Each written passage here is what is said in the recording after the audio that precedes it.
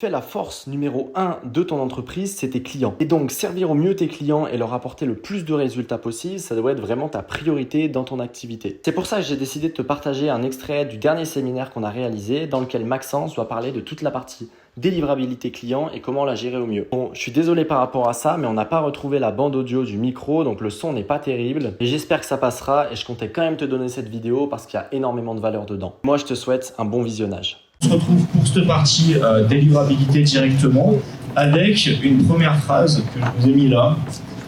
Une bonne offre et donc une bonne délivrabilité peut pallier un mauvais marketing, mais un bon marketing peut difficilement pallier une mauvaise offre et une mauvaise délivrabilité.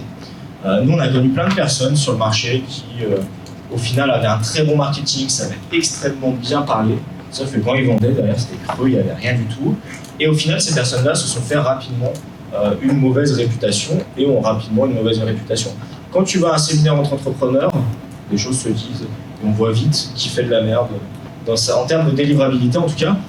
Et du coup, si vous avez une bonne offre et un mauvais marketing, c'est beaucoup mieux qu'avoir un bon marketing et une mauvaise offre. Parce que sur le long terme, ça ne sera pas viable. Quelqu'un qui sait super bien parler, qui est excellent, qui sait bien vendre du rêve en quelque sorte, sur le début ça va fonctionner, mais ça va durer quelques mois et après ça va s'arrêter. Et c'est aussi pour ça qu'on a beaucoup d'entreprises sur les réseaux sociaux qui ne tiennent pas très très longtemps. On voit des personnes qui ont une communication comme s'ils étaient millionnaires et au bout de quelques semaines, quelques mois, ils arrêtent leur entreprise. Et on en a beaucoup, on en voit beaucoup malheureusement. Donc ça, c'était une petite phrase, retenez toujours ça. Concentrez-vous un maximum sur votre délivrabilité, sur votre offre.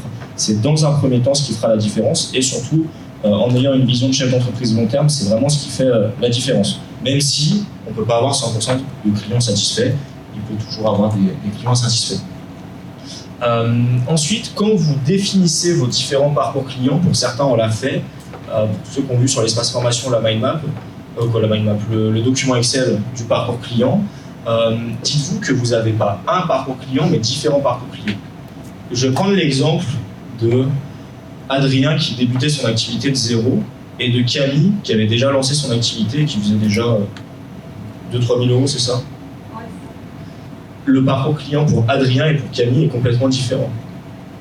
Et j'accompagne pas Camille et Adrien pareil, et on ne les quitte pas sur les mêmes choses parce que leurs besoins sont différents. Et donc, dans votre activité, vous avez entre 5 et 10 parcours clients minimum en fonction des profils clients qui rentrent. La plupart d'entre vous. Et toi, Camille, c'est pareil. Imagine tu closes un coach, tu closes un restaurant, le parcours client, c'est pas exactement pareil. Donc, réfléchissez, on va pas le faire là, mais notez-le à faire pour plus tard, dès que vous rentrez du séminaire. Réfléchissez à vos 5 à 10 parcours clients que vous avez. Et toi, Jean-Loris, c'est pareil, si tu closes un étudiant, tu vois, toi, surtout dans ton domaine, les parcours clients sont souvent différents. Et tu vas pas délivrer pareil en fonction de la situation de la personne. Et avec l'habitude, en ayant différents clients, moi, par exemple, Nesrim, je sais que c'est soit tout, soit rien. Quasiment. Tu valides? Ouais. Et on a l'habitude, en fait, on a des étiquettes clients et on dit tel client ressemble à tel client, donc on va le faire de telle manière, etc. Et ça, c'est super important de le prévoir aussi à l'avance. Et à chaque fois que vous avez un nouveau profil client que vous ne connaissez pas, vraiment analyser pour les futurs profils qui ressemblent. Même si Nesrim est presque unique. Dans quel aspect? On a quelques clients dans ton profil, c'est soit tout, soit rien. C'est quoi, c'est tout, soit rien? C'est soit elle peut faire des millions, soit elle peut abandonner rapidement. Quand je lui en appelle, je l'ai vu assez rapidement.